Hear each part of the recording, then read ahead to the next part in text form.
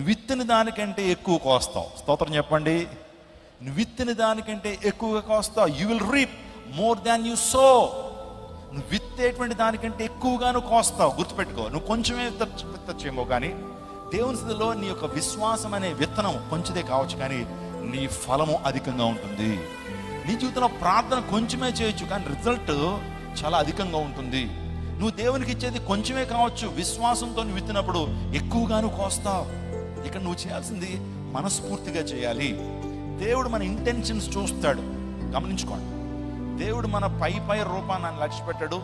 మన మనుషుల ముందు వేషధారులుగా కనిపించినంత మాత్రాన దేవుడు మన జీవితంలో అద్భుతాన్ని చేయడు. దేవుడు హృదయాన్ని చూస్తాడు. కొన్ని సందర్భాల్లో భక్తిని మనం ప్రదర్శించడానికి మన ప్రయత్నం చేస్తుంటాం. ప్రార్థనా పరులుగా కనిపించడానికి, మనం కూడా ఆత్మీయత కలిగిన వ్యక్తులుగా కనిపించడానికి, పరిశుద్ధత కలిగిన వ్యక్తులుగా మాట్లాడడానికి ప్రయత్నం చేస్తుంటాం. దేవుడు కొన్ని సందర్భాల్లో మనం చూసి నవ్వుకుంటాడేమో, కానీ ఒక్క విషయం నేను చెప్పనండి, దేవుడు అంతరంగాన్ని చూస్తాడు. మనుషులైతే పై రూపాన్ని చూస్తారు, నా ముఖాన్ని చూస్తారు, నా హెయిర్ స్టైల్ చూస్తారు, నా డ్రెస్సింగ్ చూస్తారు. ప్రభు మన అంతరంగాన్ని చూసి కార్యాలు చేస్తాడు. అందులో పెట్టిన మనుషుడా నువ్వు ఏ విత్తుతావో ఆ పంటను కోస్తావు. అక్కడ అంటాడు, దేవుడు విక్రింపబడడు. దేవుడు ఏం చేయబడ్డు? దేవుడు విక్రింపబడడు. నీ భార్యను నువ్వు ఫోన్ చేయొచ్చు. రాత్రి అంతా ఎక్కడో తిరిగి, ఏమంటే అర్ధరాత్రి ఇంటికి వచ్చితే భార్య అడుగుతుంది, ఎక్కడికి వెళ్ళావు అండి అంటే, ఆఫీస్లో ఎన్ని పనులు అనుకుంటున్నావు, ఇప్పుడే ఆ మీటింగ్ ఉంది, ఆ కాన్ఫరెన్స్ ఉంది, ఆ టెలికాన్ఫరెన్స్ ఉంది, ఈ టెలికాన్ఫరెన్స్ ఉంది అని చెప్పి భార్య దగ్గర అద్భుతంగా నువ్వు నటించవచ్చు. వస్తున్నప్పుడు మూర మల్లెపూలు తీసుకొచ్చి ఆమె చేతిలో పెట్టచ్చు. ఎందుకు తెలుసా? మూర మల్లెపూలు ఎందుకు తీసుకొస్తాడంటే, భార్య ఏమి మాట్లాడుతూ, భార్య ఎక్కువగా మాట్లాడదు, మల్లెపూలు చూసుకుని ఫ్లాట్ అయిపోద్ది అనే ఉద్దేశంతో ఆ మూర మల్లెపూలు తీసుకొస్తాడు. కానీ ఆయన తిరిగింది ఎక్కడో, త్రాగేసి ఎక్కడో పడిపోతాడు. ఆ యొక్క మత్తు పోయిన తర్వాత ఇంటికి వస్తాడు. భార్య అడిగితే కవరింగ్ చేస్తాడు. భార్య దగ్గర నువ్వు నటించవచ్చు, కానీ దేవుని దగ్గర మనం నటించగలుగుతామా? మనుషులను మనం మభ్య పెట్టచ్చు, కానీ దేవుని దగ్గర మనం మభ్య పెట్టగలుగుతామా? మనం ఆయన ఫూల్ చేయగలుగుతామా? అందులో బట్టి దేవుడు అంటాడు, దేవుడు విక్రింపబడడు.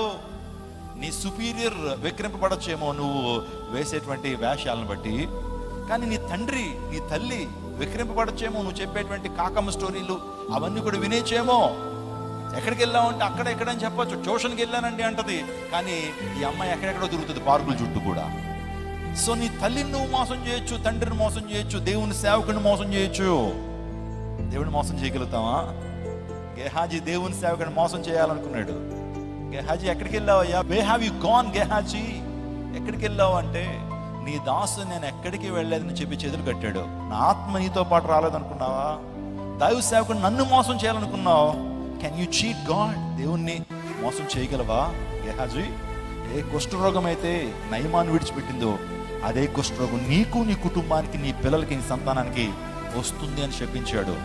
ఎప్పుడైతే అలా 2 అడుగులు వేయగానే తన యొక్క ముఖం మీద ఆ యొక్క పొడ కనిపించిందని దేవుని లేఖనాల్లో మనం చూస్తుంటాం.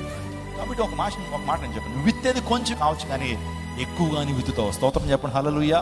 ఒకవేళ నీ జీవితంలో దేవుని కొరకు ఏదైనా కానుకను విత్తినా, దేవుని కొరకు నీ బలాన్ని విత్తినా, దేవుని కొరకు నీ యొక్క సామర్థ్యాన్ని విత్తినా, దేవుడు 100 ప్రతిఫలాన్ని ప్రభువిస్తాడు. స్తోత్రం చెప్పండి. నువ్వు విశ్వాసంతో కొంచెమే విత్తచ్చు, కానీ దేవుడు నన్ను అధికం చేస్తాడని విషయాన్ని దేవుని లేఖనాల్లో మనం చూస్తున్నాం. పరిశుద్ధ గ్రంథ లేఖనాల్లో మనం చేసే క్రియలను బట్టి, మనం చేసిన పనిని బట్టి దేవుడు మన జీవితంలో కార్యం చేస్తాడు. అర్థమవుతుందండి? నీవు చేసేటువంటి పనిని బట్టి.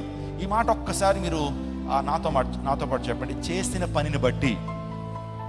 అందరూ చెప్పండి మరొకసారి. చేసిన పనిని బట్టి, నువ్వు చేసిన పనిని బట్టి, నువ్వు విత్తనాన్ని బట్టి దేవుని కార్యాలు.